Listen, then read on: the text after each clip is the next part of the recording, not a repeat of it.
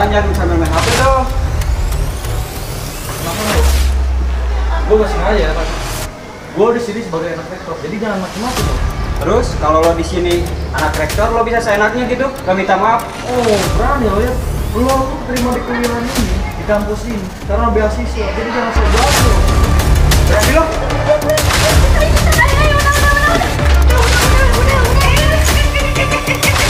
Ini keduluan bu. Ini bu. Saya ini. Lo jangan ngaku apa lo. Jeffrey, Dino, kamu ikut ruangan saya sekarang. Awas lo.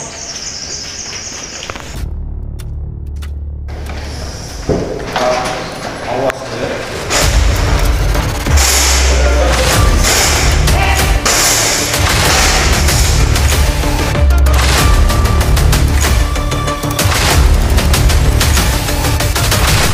Dino, kamu bawa apa kan? Saya nggak apa-apa bu. Jadi tadi saya udah sengaja nembak dia, tapi dia mau bawa saya keluar. Bohong lu. Orang dia yang pukul saya duluan, terus nggak minta maaf. Gara-gara dia. Jalan sambil main HP bu. Jeffrey, Apa itu? harusnya itu kamu tuh jangan mukul Dino. Mungkin Dino bisa aja nabrak kamu. Kalau ibu nggak percaya, coba tanya teman-teman. Udah. Oh bu, di sini saya benar bu. Udah.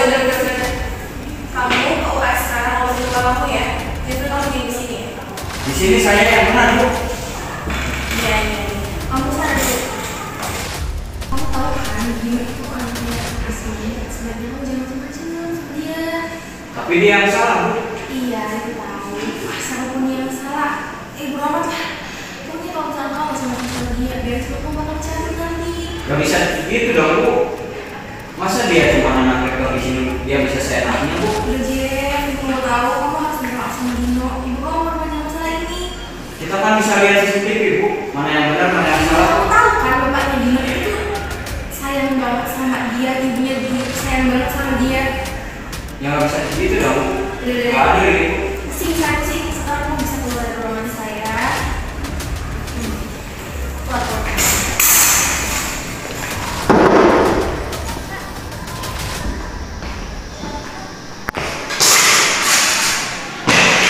Aduh, ini anak-anak kenapa mukanya? Maaf pokoknya aku mau tahu mahasiswa yang namanya Jeffrey harus memecat beasiswanya gitu. Gak bisa dibiarin sebentar. Cepat terusin lah. Halo, selamat siang. Bisa ke ruangan saya sebentar? Ya, baik. Terima kasih. Permisi Bu, ada yang bisa saya bantu? Anak saya. Sekarang panggil anak yang namanya Jeffrey. Sebentar ya Bu. Kebetulan ya anak. Sini kamu Jeffrey. Oh saya bu? Iya, kamu dipanggil sama ibu rektor. Kamu ikut saya ya. Baik. Nah, ini kan gara-gara salah kamu sendiri. Anaknya. Isi bu, ada apa ya bu? Tapi kan bukan saya yang salah bu. Kepala kita apa Ya udah, gue yang salah. Nah, itu dong, aku salah. Kenapa jadi saya yang salah? Padahal udah jelas Dino yang salah. Kalau lagi jalan jangan sambil main HP dong. Kenapa lo? Gue masih aja kan. Gue di sini sebagai anak rektor, jadi jangan macam-macam lo. Terus kalau lo di sini anak rektor, lo bisa seenaknya gitu, gak minta maaf. Oh, berani lo ya. Batasan di kampus ini jadi semena-mena sama orang kecil kayak saya.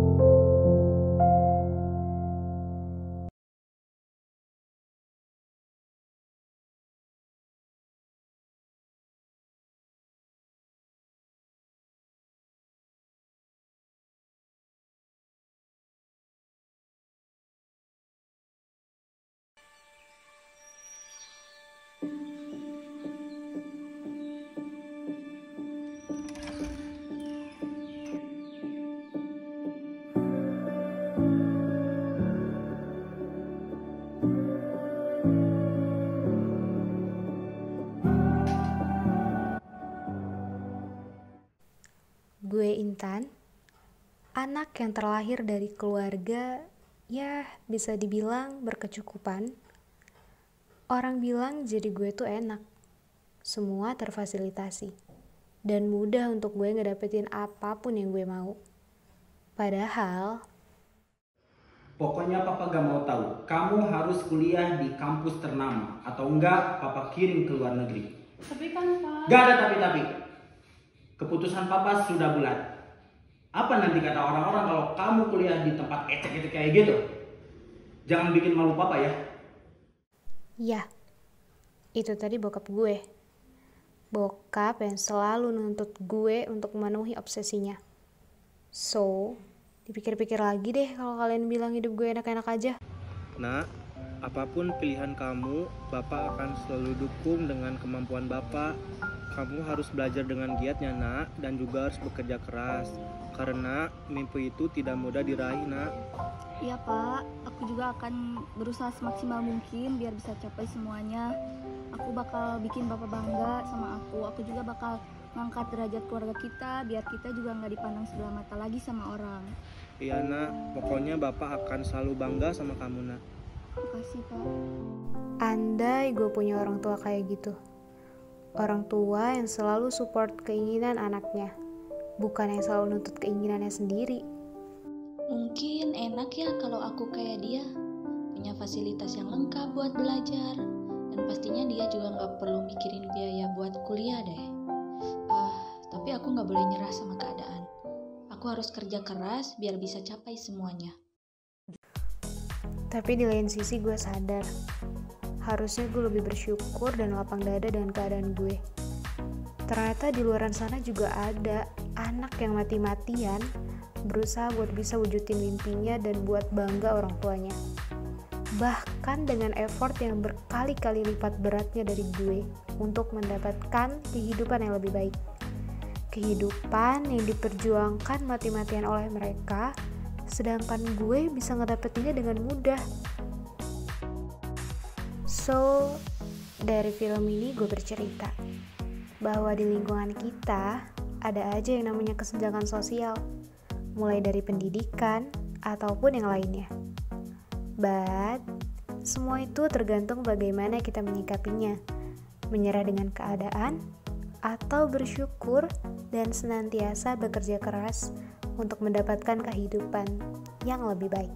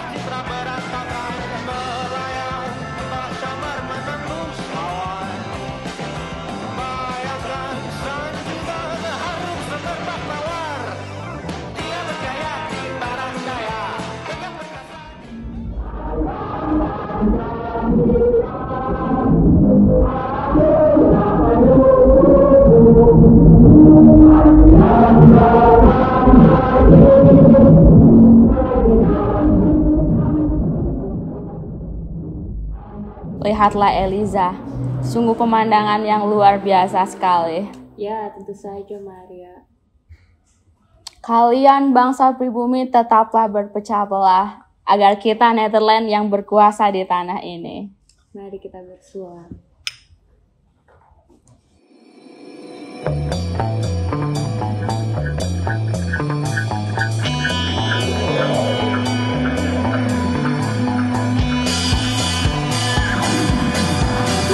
Bapaknya kenapa Kanda? Berhenti membeda-bedakan manusia dari sebuah agama. Kenapa ini kalian? Dasar kalian orang-orang udahan Jawa kuno dan kamu gak usah ikut campur. Apa kamu bilang? Kan kamu tadi yang lebih sama dia, jadi aku coba ngelarang kamu, kok kamu malah? Udah, sabar-sabar. Apa jadi kalian berantem? Udah, gak usah kepancing sama nafsu yang dulu setan. Apa kamu bilang aku setan? Astagfirullahaladzim, bukan maksud setan. Tadi kamu bilang udah setan loh. Maksudnya hawa nafsu yang dibawa setan. Udah bisa ngeletih kamu. Hop. Araya naon atuh ieu teh? Menira rame kieu. Bisi diterei bulet gerak. Ye, alam dunia tenggeus beki paci weh. Tong dijieun riweuh.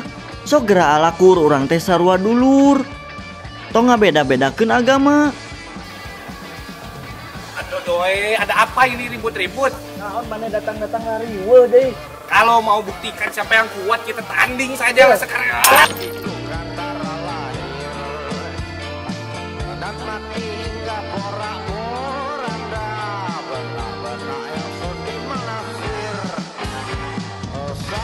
Wahyu Sang Maha Penakluk yang diramalkan jadi mustaqim, tunduk pada ragu para makhluk yang ada benar lantaran muslim. Macam serupa yang kita lawan, dan kau mungkin juga bukan setan, tapi apa kabarnya? Apa yang tak pernah ganggu kehidupan kalian?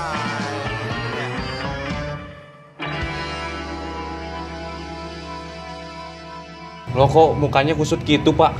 Gini pak, tadi saya mimpi buruk. Sepertinya kalau Indonesia tanpa Pancasila bisa hancur negeri ini dan terus dijajah sampai kapanpun. Ya, maka dari itu kita harus terus mempertahankan Pancasila pak.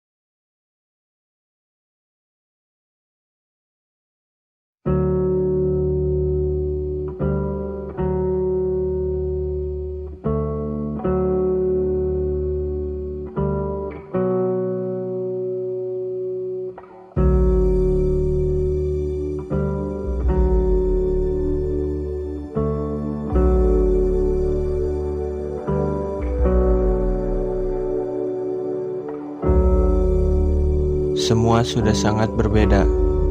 Orang-orang sudah tidak peduli dengan apa yang terjadi.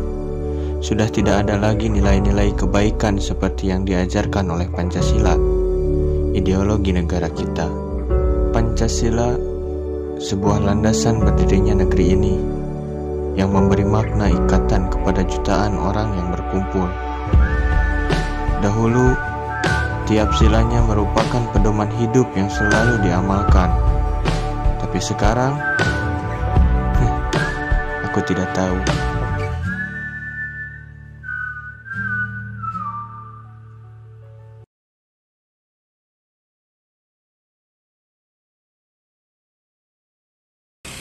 Gila kamu. Mana ada di dunia ini yang namanya Tuhan? Kalau memang ada, kenapa hidup kita selalu dibuat sengsara?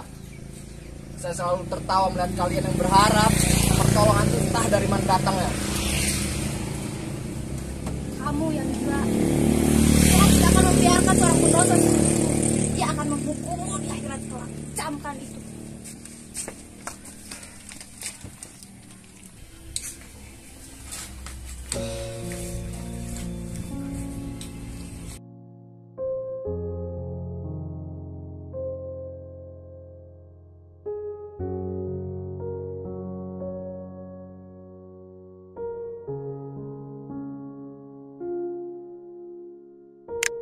Pemirsa setia Ayonus, kembali kami beritakan kejadian perang sara yang belakangan ini semakin marak tersebar di Indonesia.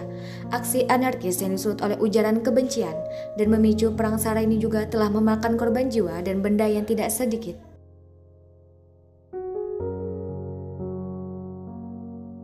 Lebih baik aku bersiap untuk wawancara.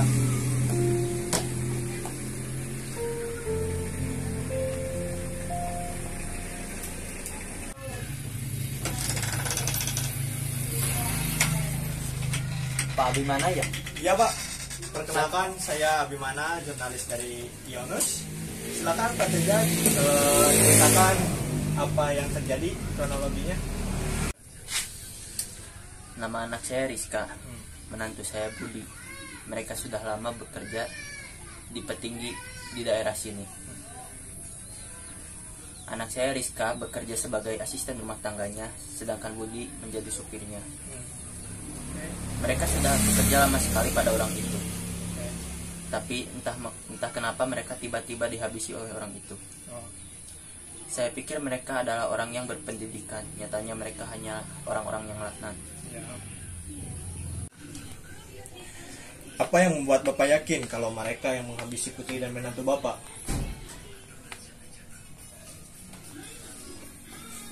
Ini bukti yang ditinggalkan oleh menantu saya.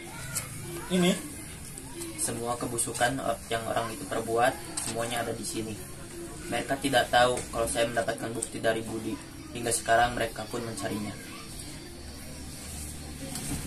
Mungkin hanya itu yang bisa saya katakan dan berikan kepada Pak Abimana. Siap. Mungkin sampai sekarang Pak Abimana harus segera pergi agar tidak terlihat mencurigakan. Siap.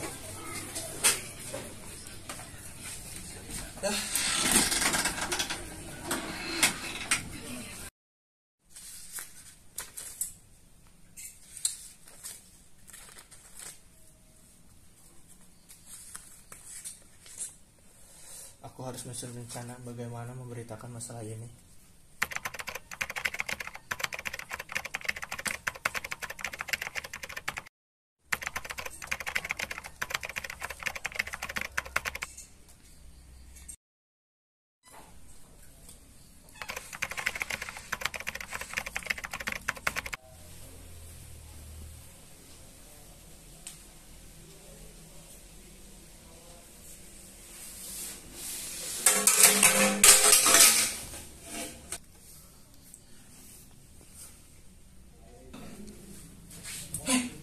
Woi, siapa? Woi!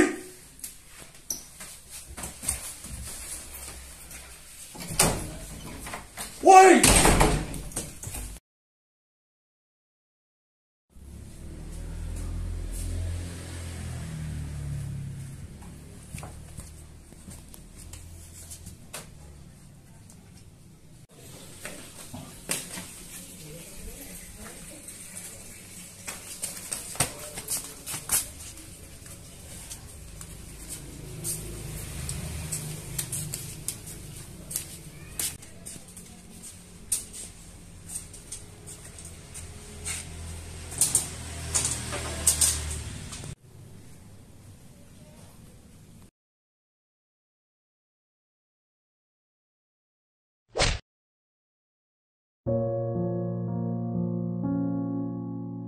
Masihkah ada kesempatan untuk mengubah negeri ini kembali seperti dahulu, di mana kita menjunjung tinggi nilai ketuhanan, kemanusiaan, persatuan, permusyawaratan, dan keadilan?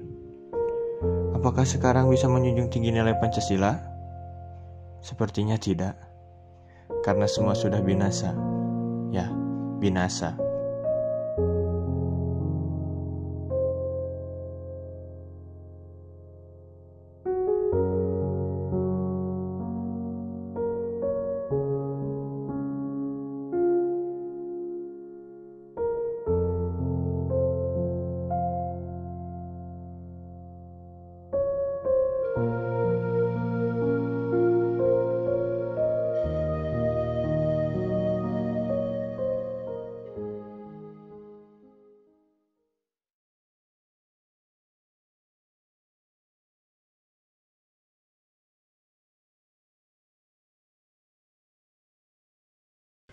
Tati berusia 20 tahun. Seorang anak tukang jahit yang tidak melanjutkan kuliah dan membantu orang tuanya menjahit karena terhalang oleh biaya.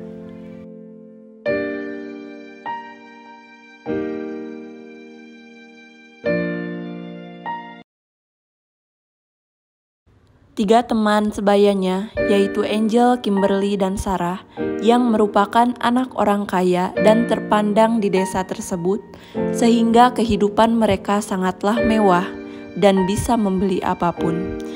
Sehingga uang menjadikan perilaku mereka menjadi seenaknya kepada orang yang hidupnya kurang berkecukupan.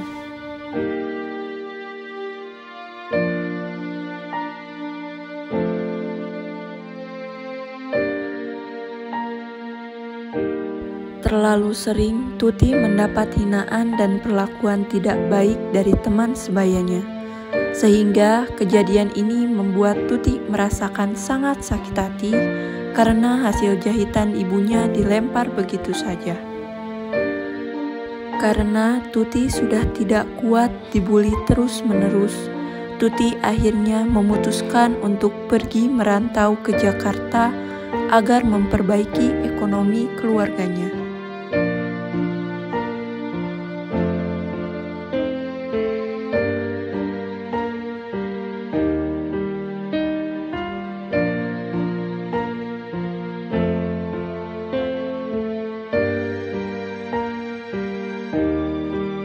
Di Jakarta, Tuti hampir saja tertabrak oleh Angga, seorang pengusaha muda.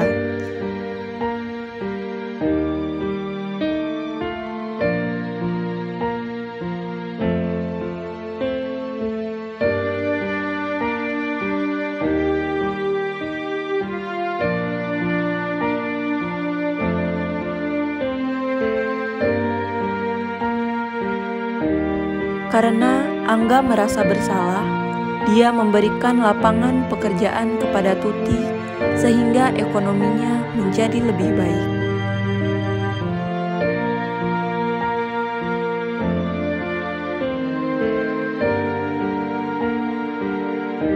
Bully, caci, maki, semakin hari semakin dimaklumi. Tindak penindasan yang berujung kekerasan, kita tak pernah tahu perasaan seseorang. Masihkah kau terus berlanjut untuk sekadar memuaskan hatimu yang kau agungkan? Mereka bisa membuktikan bahwa dunia itu berputar. Yang miskin tidak selamanya miskin dan sebaliknya. Setiap orang pasti memiliki impian dan keinginan. Bukan nasib yang menentukan hidupnya, tapi kamu sendirilah yang menentukan masa depannya.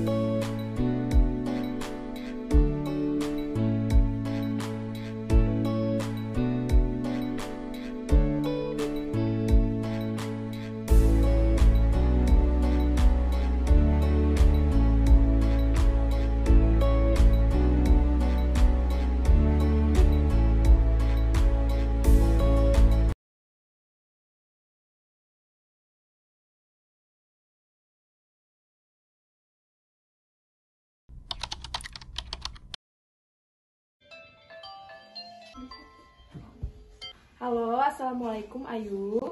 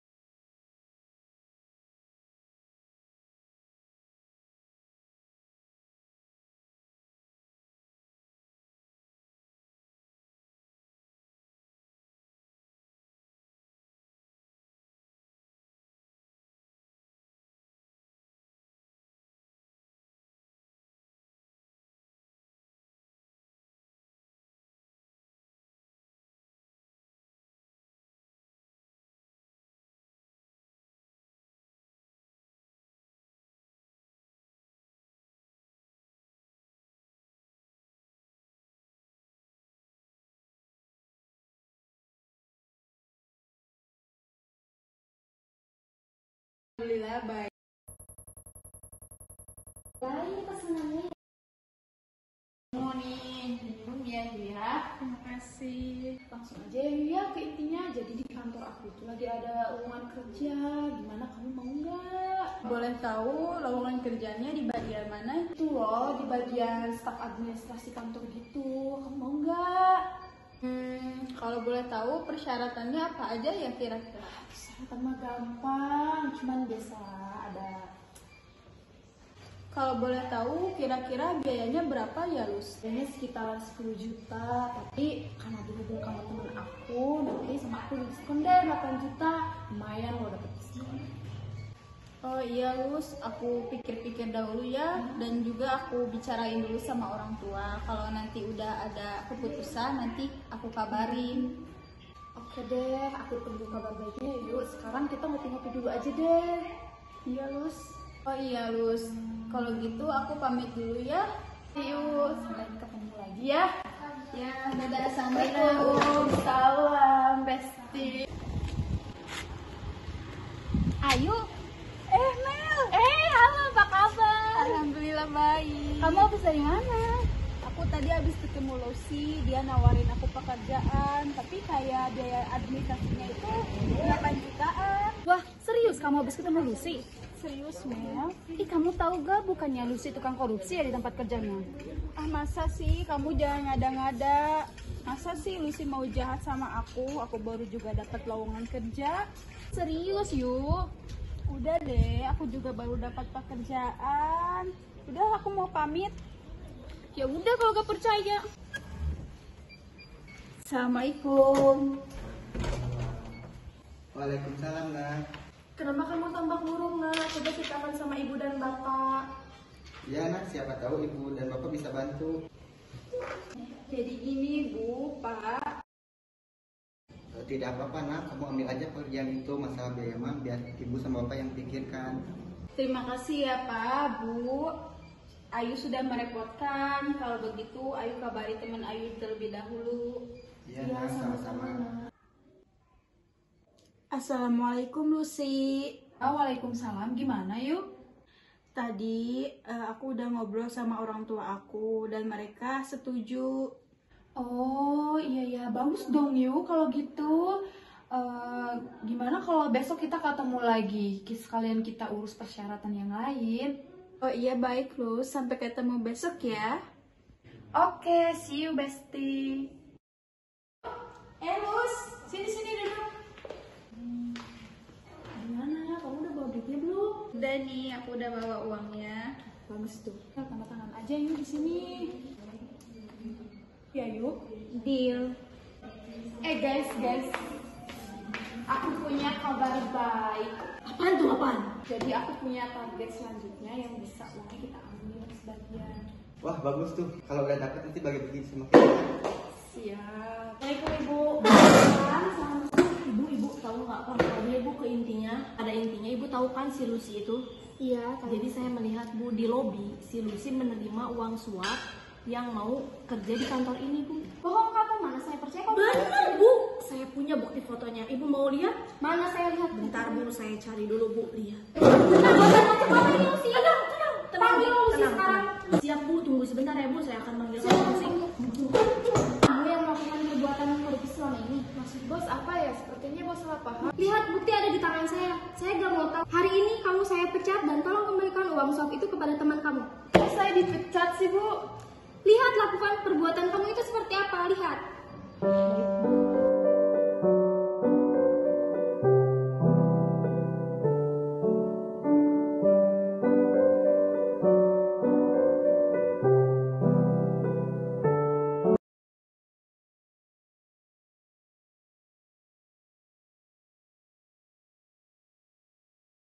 Menteri Sosial Juliari Batubara dan juga 4 orang yang lain sebagai tersangka kasus dugaan korupsi Bansos COVID-19 tentu saja mengagetkan dan membuat geram kita semua.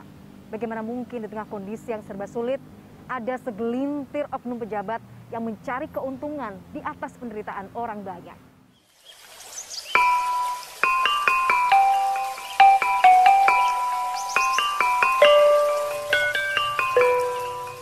Saya seorang remaja yang hidup di tengah keterbatasan ekonomi karena keserakahan orang-orang berdasi itu. Sudah sejak kecil saya tinggal di tempat yang seperti ini. Udara tercemar, lingkungan kumuh, bahkan air untuk sekedar cuci baju pun kotor. Apalagi untuk minum. Dibilang nyaman, ya tentu tidak. Tapi ya mau bagaimana lagi? Karena ekonomi memaksa kami untuk tinggal di tempat seperti ini.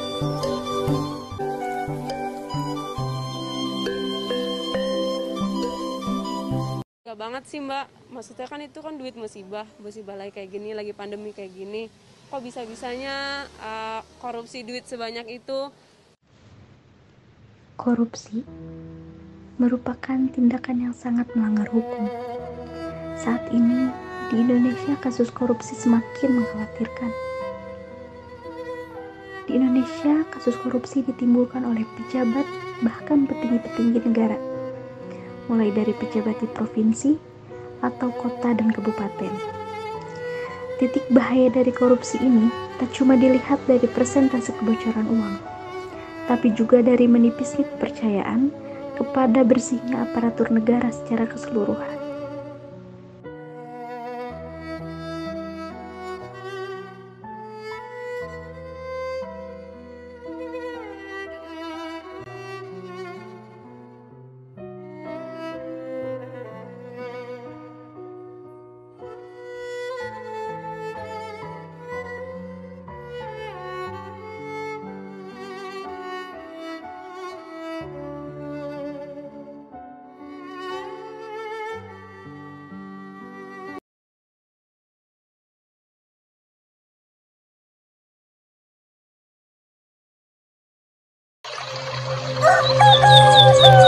Pemerintah bisa ngasejahterakan karena rakyatnya.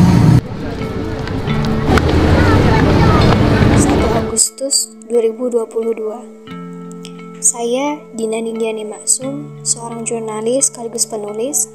Saat ini saya sedang menempuh pendidikan di Universitas Bakti Kencana. 4 tahun saya berkecimpung di dunia jurnalis, sudah banyak peristiwa yang saya lalui dan alami. Dalam 15 tahun terakhir ini, Indonesia mengalami pertumbuhan ekonomi yang kuat. Pencapaian ini telah mengurangi tingkat kemiskinan dan memperbesar jumlah kelas menengah. Namun, manfaat dari pertumbuhan ini lebih dinikmati oleh 20% masyarakat terkaya dan sekitar 80% penduduk rawan merasa tertinggal. Inilah bukti dari adanya ketimpangan distribusi pendapatan yang terjadi hampir di setiap daerah di Indonesia.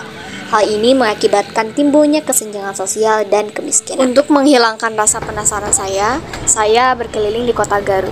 Saya melihat beberapa pedagang yang sempat saya wawancarai mengenai kesenjangan sosial di mata mereka. Yang pertama ada Bapak Edi, beliau seorang pedagang asongan.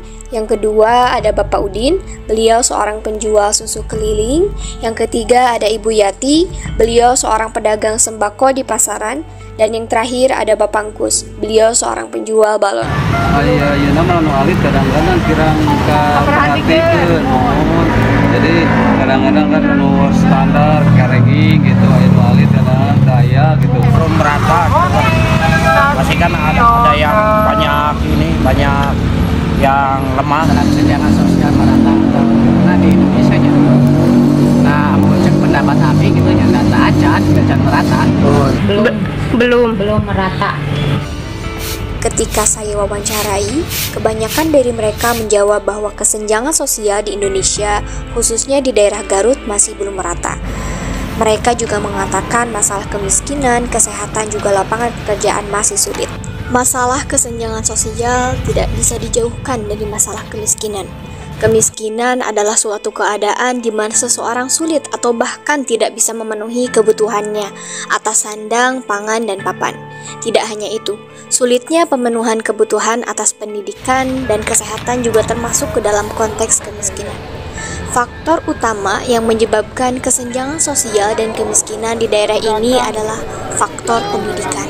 Setelah berkeliling di kota Garut, akhirnya rasa penasaran saya terjawab tentang bagaimana keadaan sebenarnya di lapangan dengan menemui beberapa pedagang seperti Bapak Edi, Bapak Udin, Ibu Yati, Bapak Engkus, serta Dei Jidan, seorang anak kecil yang meminta-minta uang saat saya dan rekan lainnya sedang beristirahat.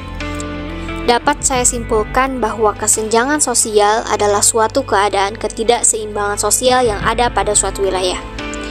Dampak dari kesenjangan sosial sangat banyak sekali, di antaranya kecemburuan sosial, perbedaan tingkat kesejahteraan, timbulnya kriminalitas, pengangguran, serta kemiskinan. Oleh karena itu, menurut saya solusi yang bisa dilaksanakan yaitu meningkatkan kualitas sumber daya manusia, memberi akses yang sama kepada seluruh masyarakat, mengoptimalkan pengolahan dan pemanfaatan sumber daya, serta pemerataan pembangunan.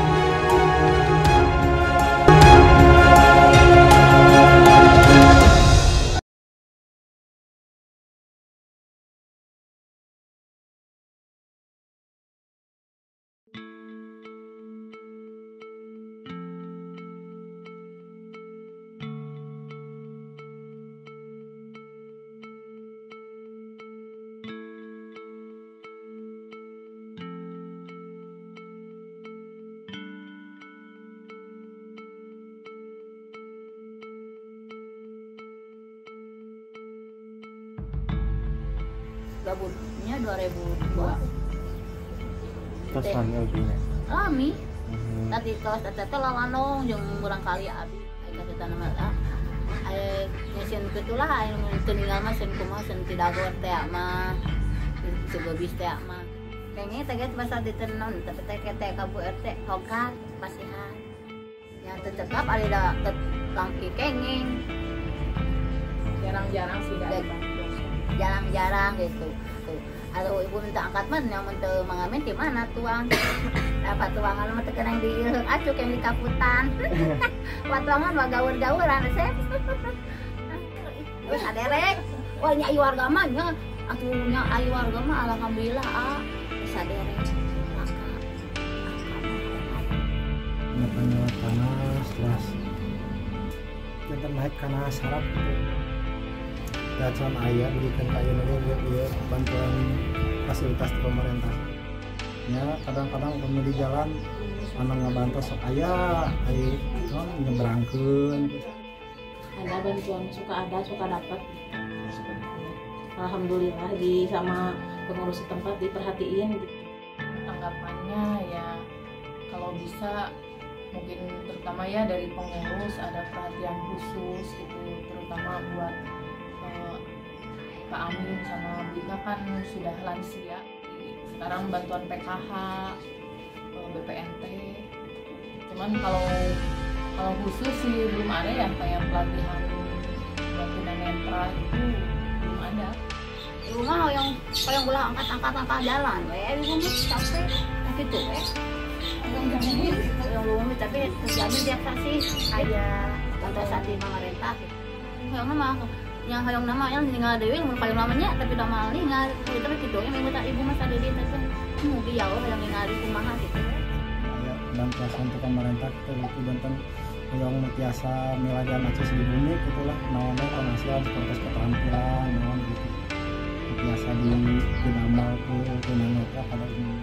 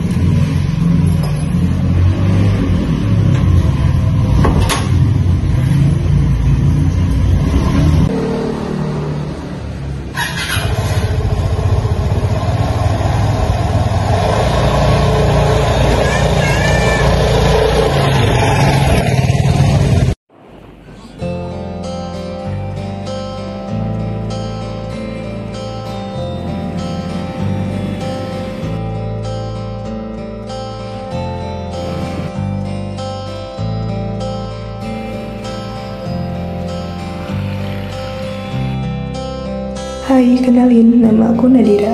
Aku mahasiswa dari Universitas Bakti Kencana. Hari ini aku ingin berkeliling di sekitar kota Bandung. Aku ingin mengajak kalian mengenal Bandung dari sisi yang berbeda, menggunakan motor yang biasa aku gunakan. Ya, ini motor kesayangan aku yang selalu menemaniku di saat panas maupun hujan. Berkeliling di sekitar kota Bandung sambil melihat hiruk-pikuk yang terjadi. Kota Bandung yang sangat ramai, tertata rapi dan cantik ini ternyata masih memiliki kawasan yang kotor. Kawasan kotor yang membuat kota Bandung ini terlihat perbedaan kehidupan yang sangat nyata. Mereka yang hidup mewah memiliki kehidupan yang damai tanpa perlu memikirkan keras dunia ini untuk mencari nafkah, sedangkan bagi mereka yang hidup sebagai orang kecil harus berjuang mati-matian hanya demi menafkahi keluarganya. Tapi bagi sebagian orang yang terlihat seperti santai menikmati hidup tanpa memikirkan kerasnya mencari nafkah. Andai aku menjadi orang yang berkehidupan mewah seperti mereka, aku ingin bermain tanpa ragu akan uang kurang.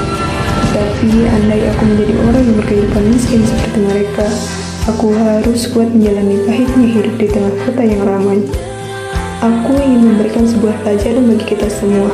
Seperti apapun keadaan kita sekarang, kita harus selalu bersyukur karena masih banyak orang-orang yang keadaannya jauh di bawah kita. Beberapa solusi dalam memberantas kesenjangan sosial meliputi pemberantasan kemiskinan, memaksimalkan pendidikan, dan membuka lapangan kerja. Jika bisa, ingin sekali aku membantu mereka dan membuka lapangan pekerjaan agar mereka dapat bekerja, agar tidak terjadi kesenjangan sosial di antara semua manusia.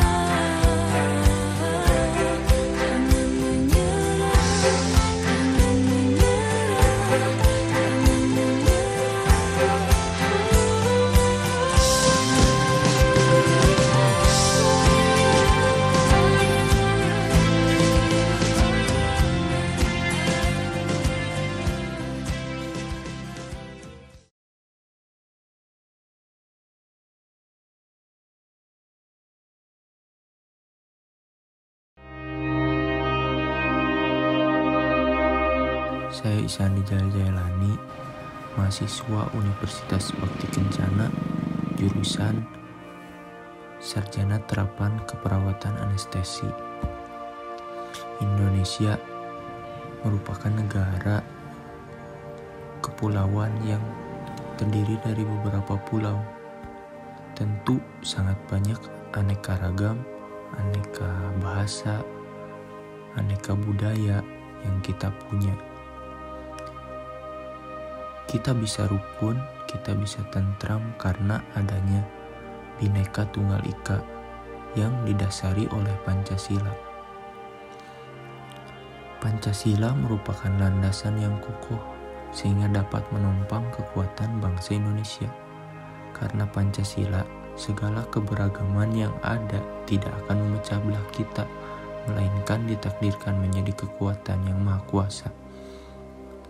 Sangat sulit membayangkan Indonesia bila tanpa Pancasila. Ibarat sebuah rumah, Pancasila merupakan landasan yang kokoh sehingga dapat menopang kekuatan bangsa Indonesia.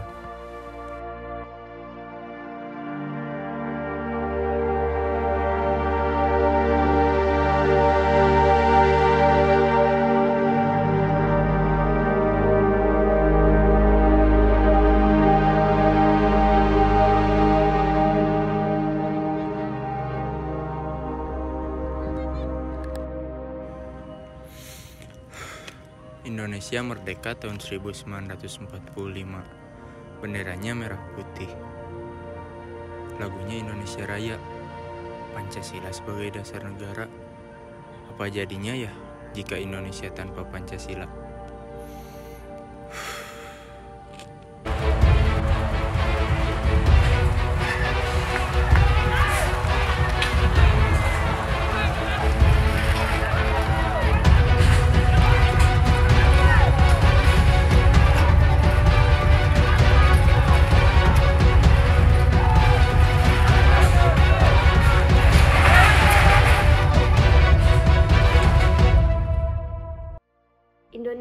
Indonesia keno tambuo ki Pancasila godadio tono mebaho ako obeli. Indonesia tanpa Pancasila bukan Indonesia. Indonesia tanpa Pancasila akan menjadi negara yang tidak memiliki pedoman dalam mengatur kehidupan bernegara. Indonesia tanpa Pancasila tidak bisa deh. Indonesia tanpa Pancasila akan terpecah belah. Indonesia kalau tidak ada Pancasila dapat menyebabkan kerukunan dalam masyarakat itu terganggu. Jika tidak ada Pancasila, tentunya terjadi pelanggaran di mana-mana. Dengan adanya perpecahan antar masyarakat, memudahkan masuknya musuh untuk menyerang. Indonesia tanpa Pancasila akan runtuh karena tidak memiliki dasar negara.